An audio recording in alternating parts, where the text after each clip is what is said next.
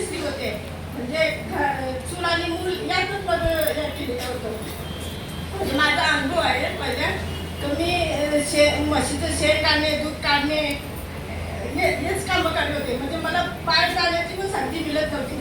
पण ज्या वेळेला उमेद अभियानामधून जे बचत गट निर्माण झाले त्यामध्ये मी सामील झाले. म्हणजे आम्हाला सांगण्यात आले की तुम्ही बचत गट करा. त्यामध्ये मला अनेक प्रकारचे शिक्षणसुद्धा मिळाले. म्हणजे आरसीडीमध्ये जाण्याची संधी मिळाली. मग त्यामध्ये मी ब्युटी पार्लरचा कोर्स केला आणि आरसीडीमध्ये खूप चांगल्या प्रकारे शिकवण्यात आले की म्हणजे भरपूर काही शिकवण्यात आले पार्लरचे. त्याप्रमाणे मी शिकले ना याचे मला माझं भरपूर हे झाले. त्याचप्रमाणे माझी व्हिडिओ शूट सुद्धा करण्यात आली. म्हणजे मला एवढं बोलण्याची हिंमत पण नव्हती, म्हणजे माईक येण्याची हिंमत पण नव्हती. पण ज्या वेळेला आरसीडीमध्ये शिक्षण घेतले ना त्यावेळेला असं उभं राहून इन्व्हिटेशन द्यायचं असं सांगण्यात आलं.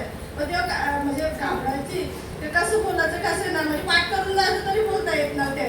पण आता म्हणजे अशी बोलू शकते त्यांच्याविषयी. म्हणजे प्रकाश सर सुद्धा खूप चांगल्या प्रकारे अजूनपर्यंत मला फोन केल्यावर म्हणजे खूप चांगल्या प्रकारे समजून सांगतात की तुम्ही अजून तुम्ही असं व्यवस्थित म्हणजे करा. म्हणजे मला अभिमान वाटतो की आरसीडीमध्ये गेलो म्हणून मला एवढं म्हणजे माहिती मिळाली. आणि माझं स्वतःचा पार्लर सुद्धा मी ओपन केला आणि ओपन केलं त्यामुळे मला आरसीडीमधून माझी पहिली लाईफ आणि आताची लाईफ काय आहे ती व्हिडिओ शूट करण्यात आला. त्यामुळे माझी आयडिया आहे ना म्हणजे भरपूर म्हणजे अशी फेमस झाली. आणि आमच्या गावातले मी नारिल गावातले आहे आणि माझ्या पूर्ण गावातल्या महिलांनी माझी व्हिडिओ शूट ठेवली आणि माझा म्हणजे अभिमान केला. तर मला म्हणजे खूप आनंद झाला की कोणीतरी म्हणजे महिला माझ्यासोबत आहेत. म्हणजे पुढे जाण्याची संधी सुद्धा मिळाली ना. अजूनपर्यंत काय शिकायचं असेल तर म्हणजे मी पुढे शिकू शकते. आणि भरपूर माझी ऑर्डरी पण घेते मी स्वतःच्या. आणि इथं बोलायची हिंमत अजिबातच नव्हती मला. मी कशी बोलेल कशी ना, म्हणजे एकदम साधी सिंपल अशी होते मी. बरेच सराई आशिष सर होते, देवडे मॅडम होते, आपले स्नेहल मॅडम म्हणजे खूप म्हणजे छान प्रकारे आम्हाला म्हणजे समजून सांगायचे ना. असं महिना गेलं ना असं वाटतच नव्हतं की महिन्याचं शिक्षण पुरंच नव्हतं व्हावं. म्हणजे असं होतं ना अजून दिवस वाढून घ्यावं असं वाटत होतं मला.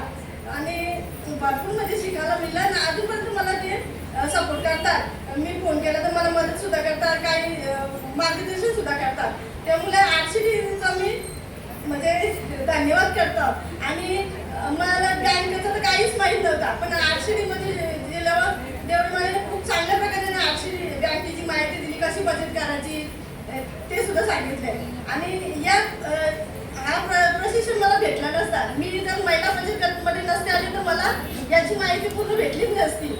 म्हणजे मला असं वाटतं म्हणजे मी अजूनपर्यंत शेण काढीत असतो आणि म्हशीचे दूधच काढीत असतो आणि म्हशी चारायला नेतच असतो. म्हणजे अशी गावात मी गावडल बाई होतो. पण आता मला सगळी बोलता की तू गावडल म्हणून राहिलीच काय. म्हणजे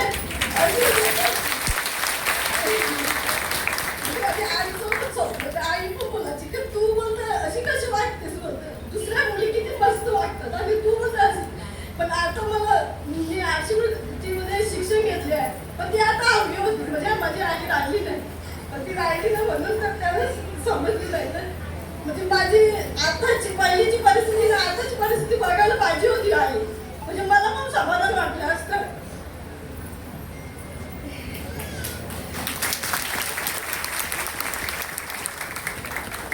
सांगण्यासारखं भरपूर आहे.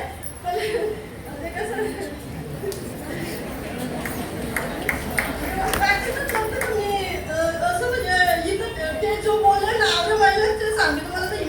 साधं 2 महिन्यात सुद्धा बोलण्याची हिंमत नव्हती मला. म्हणजे अशी काय खाली मान घालायचो आणि म्हणजे न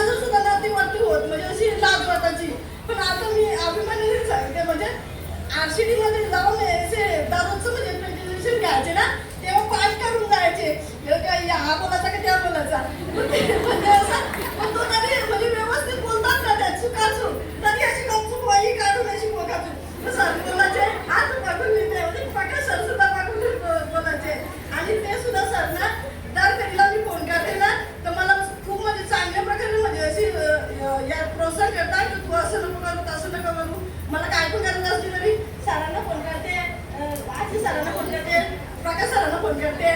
मग ते मला सगळं सांगतात. व्यवस्थित बघ. आता सुद्धा त्याही मला फोन केला म्हणून मी इथे येण्याची मला संधी भेटली.